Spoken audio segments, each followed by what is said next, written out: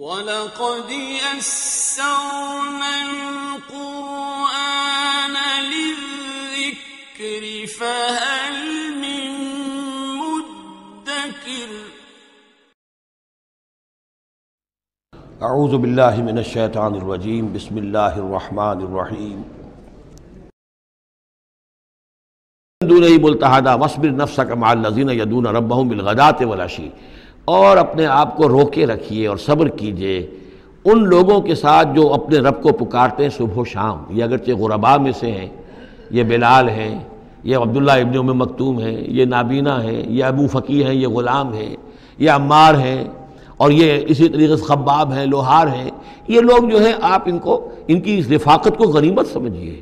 وَاصْبِرْ نَفْسَكَ مَعَ الَّذِينَ يَدْعُونَ رَبَّهُمْ بِالْغَدَاةِ وَالْعَشِيِّ يُرِيدُونَ وَجْهَهُ، وہ اللہ کی رضا کے طالب ہیں، طلبگار ہیں، اللہ سے محبت کرنے والے ہیں۔ وَلَا تَعْدُ عَيْنَاكَ عَنْهُمْ، اور دیکھیے آپ کی نگاہیں ان سے ہٹ کر ادھر نہ جائیں جن کے پاس دولت ہے۔ عنہم ترید زینت الحیات الدنیا، کہیں آپ کی نگاہ ادھر نہ جائے جہاں زیبائش ہے، آرائش ہے، دنیا کی چمک دمک ہے، دولت ہے۔ آپ ولید بن مغیرہ کی طرف تو متوجہ ہوں اور عبداللہ ابن ام مکتوم کی جانب نہ ہو، معاذ اللہ ایسا نہ کیجیے۔ یہ بالکل وہی بات ہے جو ہم سورہ ہجر میں بھی پڑھ چکے ہیں۔ وَلَا تَمُدَّنَّ عَيْنَيْكَ إِلَىٰ مَا مَتَّعْنَا بِهِ أَزْوَاجًا مِّنْهُمْ زَهْرَةَ الْحَيَاةِ الدُّنْيَا، یہ جو بھی ہم نے ان کو دے رکھا ہے دنیا کا ساز و سامان، چمک دمک، اس کی طرف آپ کی نگاہیں نہ اٹھیں۔ وَلَا تَعْدُ عَيْنَاكَ عَنْهُمْ، آپ کی نگاہیں ان سے ہٹ کر، انہیں نظر انداز کر کے ان لوگوں کی طرف نہ متوجہ ہو جائیں۔ ترید زینت الحیات الدنیا، تو کیا آپ بھی دنیا کی، کہ لوگوں کو یہ گمان ہونے لگے، شک ہو جائے کہ آپ کی نگاہ میں بھی دنیا کی زینت کا جو ہے بہت اس کی اہمیت ہے۔ وَلَا تُطِعْ مَنْ أَغْفَلْنَا قَلْبَهُ عَنْ ذِكْرِنَا، اور مت بات مانیے اس کی جس کے دل کو ہم نے اپنی یاد سے غافل کر دیا ہے۔ وَاتَّبَعَ هَوَاهُ، اور جو اپنی خواہش نفس کی پیروی کر رہا ہے۔ وَكَانَ أَمْرُهُ فُرُطًا، اور اس کا کام جو ہے وہ اعتدال سے بہت ادھر ادھر۔ وَاتْلُ مَا أُوحِيَ إِلَيْكَ مِنْ كِتَابِ رَبِّكَ لَا مُبَدِّلَ لِكَلِمَاتِهِ وَلَنْ تَجِدَ مِنْ دُونِهِ مُلْتَحَدًا وَاصْبِرْ نَفْسَكَ مَعَ الَّذِينَ يَدْعُونَ رَبَّهُمْ بِالْغَدَاةِ وَالْعَشِيِّ يُرِيدُونَ وَجْهَهُ وَلَا تَعْدُ عَيْنَاكَ عَنْهُمْ تُرِيدُ زِينَةَ الْحَيَاةِ الدُّنْيَا وَلَا تُطِعْ مَنْ أَغْفَلْنَا قَلْبَهُ عَنْ ذِكْرِنَا وَاتَّبَعَ هَوَاهُ وَكَانَ أَمْرُهُ فُرُطًا وَقُلِ الْحَقُّ مِنْ رَبِّكُمْ فَمَنْ شَاءَ فَلْيُؤْمِنْ وَمَنْ شَاءَ فَلْيَكْفُرْ إِنَّا أَعْتَدْنَا لِلظَّالِمِينَ نَارًا أَحَاطَ بِهِمْ سُرَادِقُهَا صدق اللہ العظیم۔ اور پڑھا کرو اس میں سے کہ جو وحی کیا گیا ہے آپ کی جانب آپ کے رب کی کتاب میں سے، اس کی باتوں کا بدلنے والا کوئی نہیں، اور نہیں پاؤ گے تم اپنے لیے اس کے سوا کوئی اور جائے پناہ۔ تھامے رکھو، روکے رکھو اپنے آپ کو ان لوگوں کے ساتھ جو پکارتے ہیں اپنے رب کو صبح و شام اور چاہتے ہیں اس کی رضا، طالب ہیں اس کے روئے انور کے، اور نہ دوڑیں آپ کی نگاہیں ان سے ہٹ کر آپ کہ دنیا کو یہ محسوس ہو، یہ مغالطہ ہو کہ ترید و زینت الحیات الدنیا۔ یہ ذرا مشکل مقام ہے قرآن مجید کا، کہ بظاہر تو الفاظ یہ ہیں کہ آپ کی نگاہیں دنیا کی زیبائش اور آرائش کی تلاش میں ان فقراء اور غرباء سے ہٹ کر امراء کی طرف نہ اٹھیں، لیکن ظاہر بات ہے کہ حضور صلی اللہ علیہ وسلم کی یہ شان نہیں تھی، لہذا اس میں جو بات سمجھ میں آتی ہے وہ یہ ہے کہ ایسا نہ ہو کہ آپ کے التفات کی وجہ سے دنیا یہ محسوس کرے کہ ان کی نگاہ میں بھی وقت اور اہمیت جو ہے وہ دنیاوی مال و دولت اور اسباب کی ہے۔ کسی داعی حق کے لیے یہ معاملہ بہت ہی نازک ہوتا ہے کہ ایک طرف جو حالات و واقعات ہیں اس کے اعتبار سے، جو حقائق ہیں اس کے اعتبار سے، معاشرے کے جو اونچے طبقات ہوتے ہیں، جو وہاں سرداری یا کسی اور طرح کی سربراہی کے منصب پر فائز ہوں یا ان کے پاس فراوانی ہو دولت کی، اب ظاہر بات ہے کہ ان کا ایک اثر و رسوخ ہوتا ہے معاشرے میں۔ ان میں سے کوئی ایک شخص ایمان لے آئے تو وہ بہت سے لوگوں کے برابر ہو جائے گا، جیسے حضرت عمر رضی اللہ اور ابو جہل کو حضور نے دونوں کو پیش کیا اللہ کے سامنے کہ اللہ ان میں سے ایک کو ضرور میری جھولی میں ڈال دے۔ ظاہر بات ہے کہ اس سے اسلام کو تقویت حاصل ہوگی، اور اس سے یہ ہے کہ جن مسلمانوں پر کا قافیہ تنگ ہوا ہے، جن کو ستایا جا رہا ہے، اگر کوئی بڑا آدمی ایمان لے آئے گا تو ان کو بھی سہارا ملے گا، جیسے کہ حضرت عمر اور حضرت حمزہ کے ایمان لانے کے بعد جو غربا تھے، فقراء تھے اور جو غلام تھے انہیں ستایا جا رہا تھا، انہیں کچھ ریلیف ملا ہے۔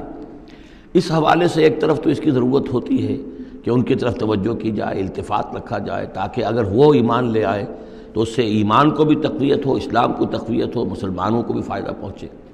دوسری طرف یہ اندیشہ ہوتا ہے کہ غربا کا دل نہ دکھے۔ تیسری طرف یہ کہ لوگ یہ نہ سمجھیں کہ یہ بھی زیادہ جو ہے مدارات کرتے ہیں اور زیادہ التفات کرتے ہیں عمراء کی طرف، اہم لوگوں کی طرف، گویا کہ ان کی نگاہوں میں بھی دنیا کی انہی چیزوں کی وقت ہے، انہی چیزوں کی اہمیت ہے۔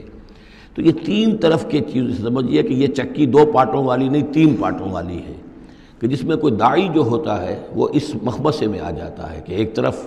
تقاضا یہ ہے خود تحریک کا، دعوت کا، اس جد و جہد کا، اس کے تقاضے یہ ہیں کہ ان کی طرف التفات ہو، ان کی طرف توجہ کی جائے تاکہ ان میں سے کچھ لوگ ایمان لے آئیں تو کام میں سہولت حاصل ہو، مدد حاصل ہو۔ لیکن دوسری طرف یہ منفی دو اثرات بھی موجود ہیں، تو اس کے مابین جو ہے حکم دیا جا رہا ہے حضور صلی اللہ علیہ وسلم کو کہ بہرحال آپ یہ احتیاط کیجئے کہ یہ تاثر نہ ابھرنے پائے کہ محمد کے نزدیک بھی صلی اللہ علیہ وسلم اصل اہمیت جو ہے وہ دولت مند لوگوں کی ہے۔ وَلَا تُطِعْ مَنْ أَغْفَلْنَا قَلْبَهُ عَنْ ذِكْرِنَا، اور مت کہنا مانیے ان لوگوں کا، یہ جیسا کہ میں نے بارہا عرض کیا ہے کہ دباؤ پڑ رہا تھا سرداران قریش کی طرف سے کہ کچھ ہماری بات مان لیجئے، کچھ ہم آپ کی مان لیں گے۔ تو یہاں گویا کہ اس پہ پھر متنبہ کیا جا رہا ہے کہ جن لوگوں کو دلوں کو ہم نے اپنی یاد سے غافل کر دیا ہے، محروم کر دیا ہے، آپ ان کی باتیں سنیں بھی مت، ان کی طرف دھیان بھی مت دیجئے۔ وَلَا تُطِعْ مَنْ أَغْفَلْنَا قَلْبَهُ عَنْ ذِكْرِنَا وَاتَّبَعَ هَوَاهُ وَكَانَ أَمْرُهُ فُرُطًا وَقُلِ الْحَقُّ مِنْ رَبِّكُمْ۔ یہ جو مضمون ابھی ہم نے دوبارہ پڑھا ہے، اس کو آپ دیکھیں گے کہ یہ 21ویں پارے کی آغاز میں پھر دوبارہ آئے گا کہ جب بھی شدید کشاکش کا دور آیا ہے تو اس میں یہی ہدایات اللہ تعالیٰ کی طرف سے آئی ہیں حضور کو اور حضور کی وساطت سے تمام اہل ایمان کو کہ قرآن مجید کے ساتھ تمسک جو ہے اور مضبوط کرو، قرآن مجید کے ساتھ اپنے تعلق کو اور گہرا کرو، اور اس کو پڑھنا اور اس کا جو ہے اس کے ساتھ جو ہے اپنے اوقات کا بسر کرنا، اس میں اور اضافہ کرو، اسی سے تم ان شدائد اور مصائب کا مقابلہ کر سکو گے۔ وَقُلِ الْحَقُّ مِنْ رَبِّكُمْ، اور کہہ دیجئے یہ حق ہے میرے رب کی طرف، تمہارے رب کی طرف سے جو میں پیش کر رہا ہوں۔ فَمَنْ شَاءَ فَلْيُؤْمِنْ وَمَنْ شَاءَ فَلْيَكْفُرْ، تو اب جو چاہے ایمان لائے، جو چاہے کفر کرے۔ یہ بالکل وہی بات ہے جو سورۃ الدہر میں کہی گئی ہے کہ اما شاکرا و اما کفورا،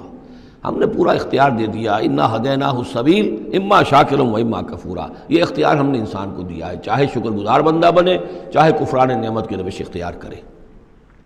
تو یہاں انداز یہ ہے کہ آپ ان کفار سے کہہ دیں کہ میں دعوت پیش کر رہا ہوں، اب تمہیں ایمان لانا ہے لاؤ، کفر کرنا ہے کفر کرو، لیکن بین کی کوئی بات نہیں ہو سکتی، کوئی گیو اینڈ ٹیک،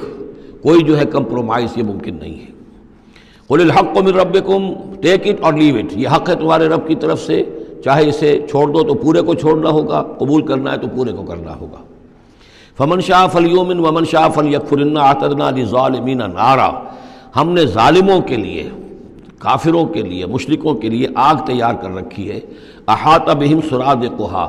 اس کی قناتیں ان کا احاطہ کر لیں گی، وہ قناتوں کی شکل میں آگ ہوگی، ان کو گھیرے میں لے لیں گی۔ وَإِن يَسْتَغِيثُوا، اور اگر وہ پیاس سے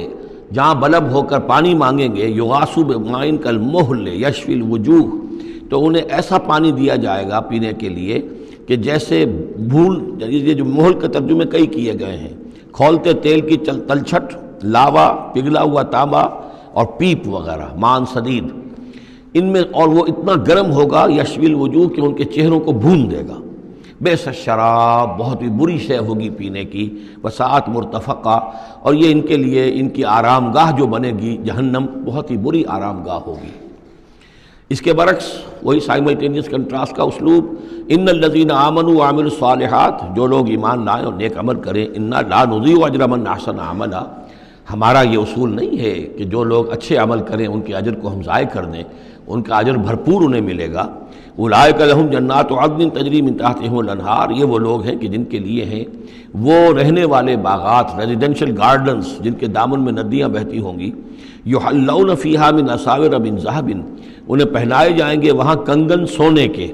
ویلبسون ثیابا خضرا من سندس، اور ان کو وہ پہنیں گے وہاں پر کپڑے سبز رنگ کے، باریک ریشم کے اور گاڑھے ریشم کے، یعنی اوپر کا لباس جو ہوگا وہ باریک ریشم کا ہوگا اور جو نیچے کا لباس ہوگا وہ گاڑھے ریشم کا ہوگا۔ متکئین فیہا علی الارائک، اور وہ وہاں پر تکیہ لگائے ہوئے، ٹیک لگائے ہوئے بیٹھے ہوں گے تختوں کے اوپر۔ نعم الثواب، کیا ہی اچھا بدلہ ہوگا، وحسنت مرتفقا، اور کیا ہی خوب ان کے لیے آرام گاہ ہوگی۔ 5ویں رکوع میں ایک مکالمہ آ رہا ہے دو اشخاص کا۔ ایک شخص وہ ہے کہ جس کو اللہ نے دنیاوی نعمتیں جو بھی اس دور کی تھیں بھرپور دی ہیں، مادی وسائل بھرپور دے رکھے ہیں، اور وہ اس قدر اس کا معاملہ ٹھیک چل رہا ہے کہ ہوتے ہوتے اس کی نگاہ اب اللہ کی طرف سے ہٹ کر ان مادی اسباب و وسائل ہی پر جم گئی ہے، اس کا توکل اور اعتماد اسی پر قائم ہو گیا ہے۔ ایک دوسرا شخص ہے دنیاوی اعتبار سے مرفع الحال نہیں ہے، اس کے پاس دولت نہیں ہے، دنیاوی چیزیں نہیں ہیں، لیکن وہ اللہ تعالیٰ کی معرفت اسے حاصل ہے۔ وہ اس دولت مند آدمی کو کوئی نصیحت کرتا ہے کہ تم اللہ کو بھول گئے ہو، تمہیں چاہیے کہ ہم تمام چیزوں کے اوپر جو بھی اللہ نے تمہیں دی ہیں اس کا شکر ادا کرو، اس کا حق ادا کرو۔ لیکن اس نے اپنے گھمنڈ میں آ کر اسے بہت تلخ جواب دیا کہ میرے پاس یہ سب کچھ ہے، تو گویا کہ میں اللہ تعالیٰ کا لاڈلا ہوں، چہیتا ہوں، تم جوتیاں پٹخار رہے ہو، تمہارے پاس کچھ نہیں ہے، تمہاری کوئی حیثیت نہیں ہے، تمہاری حیثیت ہی نہیں ہے کہ مجھے تم واعظ بھی کہو۔ لیکن یہ کہ اس پر پھر جو ان کے درمیان معاملہ ہوا تو انہوں نے کہا اس شخص نے کہ ہو سکتا ہے کہ اللہ تعالیٰ تمہارے اس سارے دولت کو اور مال و اسباب کو ضائع کر دے، لیکن یہ کہ اس نے کہا کیسے ہو سکتا ہے، میں نے سارا بندوبست ٹھیک کیا ہوا ہے۔ بہرحال نتیجہ یہ نکلا کہ اللہ تعالیٰ نے اس کی اس پوری دولت کو ایک طریقے سے ضائع کر دیا، اور پھر وہ اپنے ہتھیلیاں ملتا رہ گیا، کف افسوس ملتا رہ گیا، اور اس نے کہا ہائے کاش کہ میں نے اپنے رب کے ساتھ شرک نہ کیا ہوتا۔ حالانکہ اس پورے رکوع میں کہیں کسی دیوی کا، دیوتا کا، کسی اور الہہ کا کہیں ذکر نہیں ہے۔ تو اس رکوع میں سمجھنے کی بات یہ ہے کہ ایک شرک ہے مادہ پرستی کا شرک، مادی اسباب و وسائل پر اتنا تکیہ ہو جائے، اتنا توکل ہو جائے، اتنا اعتماد ہو جائے کہ پھر اللہ تعالیٰ کو انسان بھول جائے، مسبب الاسباب پر سے نگاہ ہٹ جائے، اور وہ سمجھے کہ سارا اعتماد اور توکل میرا ان مادی اسباب و وسائل پر ہے۔ تو یہاں گویا کہ اس نے ان مادی وسائل و اسباب ہی کو اپنا معبود بنا لیا ہے۔ تو یہ شرک ہے جو اس دور کا سب سے بڑا شرک ہے۔ اس دور میں بت پرستی کا شرک بہت کم رہ گیا ہے، اب ستارہ پرستی کا شرک کہاں رہ گیا ہے؟ کون لوگ ہیں جو ستاروں کو پوجتے ہیں؟ اب تو انسان سمجھتا ہے ستاروں تک تو ہم پہنچ ہی جائیں گے، ہمارا علم تو پہنچ ہی چکا ہے، چاند تک ہم اتر آئے ہیں، اب چاند کو کون پوجے گا؟ یہ جو اب ساری جو ہے اب جو پوجا پاٹ ہو رہی ہے وہ تو مادہ پرستی کی ہے، وہ دولت کی ہے، وہ در حقیقت یا وہ نظریاتی طور پر وطن پرستی ہے، اس کا ایک شرک ہے۔ تو یہ اس دور کے شرک کو سمجھنا بہت ضروری ہے، اور یہ رکوع اس اعتبار سے کہ اس میں کسی دیوی دیوتا کا ذکر نہیں ہے۔ تو شرک کون سا کیا اس نے؟ وہ شرک یہی ہے کہ اس نے دنیاوی مال و اسباب اور مادی اسباب و ذرائع کے اوپر اپنے سارے توکل کو جو ہے اس کے ساتھ منسلک کر دیا، یہی گویا کہ اس کو معبود بنا لینا ہے۔ وَاضْرِبْ لَهُم مَثَلَ الرَّجُلَيْنِ، ان کے لیے بیان کیجئے دو اشخاص کی مثال۔ جعلنا لأحدهما جنتین من اعناب، ان میں سے ایک کو ہم نے دیے تھے دو باغ انگوروں کے، وحففناہما بنخل، اور ان دونوں کو گھیرے میں لیا ہوا تھا کھجوروں کے درختوں نے۔ اب دیکھیے کہ انگوروں کی بیلیں ہیں، اور چونکہ ادھر ادھر سے ہوا تیز نہ آئے تو کھجوروں کے جھنڈ جو ہیں وہ چاروں طرف لگے ہوئے ہیں، تاکہ ان کے مابین جو اس کی انگوروں کی بیلیں ہیں وہ بڑی محفوظ ہیں۔ وجعلنا بینہما زرعا، ان کے درمیان کھیتی بھی تھی، یعنی یہ کہ اناج کا سامان بھی ہے اور انگوروں کی بیلیں بھی ہیں، اور یہ کہ کھجوروں کے درخت بھی ہیں۔ کلتا الجنتین آتت اکلہا، اور وہ دونوں باغات اپنا پھل دیتے تھے، ولم تظلم منہ شیئا، سال بسال پھل آ رہا ہے، سال ہر سال ہو گئے، ہر سال پھل آ رہا ہے، اس میں کوئی کمی نہیں کرتے تھے۔ جب یہ چیز چلتی رہتی ہے تو آدمی کا خود بخود ایک توکل جو ہے وہ اس چیز کے ساتھ وابستہ ہو جاتا ہے، وہ بھول جاتا ہے کہ اس کی اللہ تعالیٰ کے فضل و کرم سے ہے یا اللہ کے اذن سے ہے، بلکہ یہ کہ وہ انہی چیزوں کو سمجھ بیٹھتا ہے کہ یہ دائم ہے اور قائم ہے۔ وَفَجَّرْنَا خِلَالَهُمَا نَهْرًا، اور ہم نے ان کے مابین ایک نہر بھی نکال دی تھی، آب پاشی کا بھی پورا نظام موجود ہے۔ وَكَانَ لَهُ ثَمَرٌ، اور اس کے میوے بھی تھے، یعنی یہ بھی تھا کہ باغ جو ہے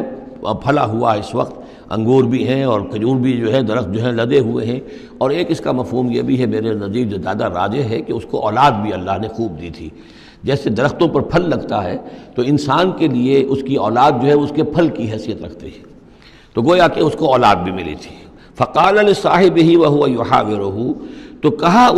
اس نے اپنے ساتھی سے، ان سے وہ گفتگو کر رہے تھے، آپس میں گفتگو کر رہا، انا اکثر منک مالا واعز نفرا، میں تم سے کہیں بڑھ کر ہوں مال میں اور نفری میں۔ اب یہ نفری کے حوالے سے میں نے کان لہو ثمر، اس کے بیٹے بھی تھے، اولاد بھی تھی، تو اس کے حوالے سے وہ نفری کی بات بھی کر رہا ہے، میرے بازو بھی بہت ہیں۔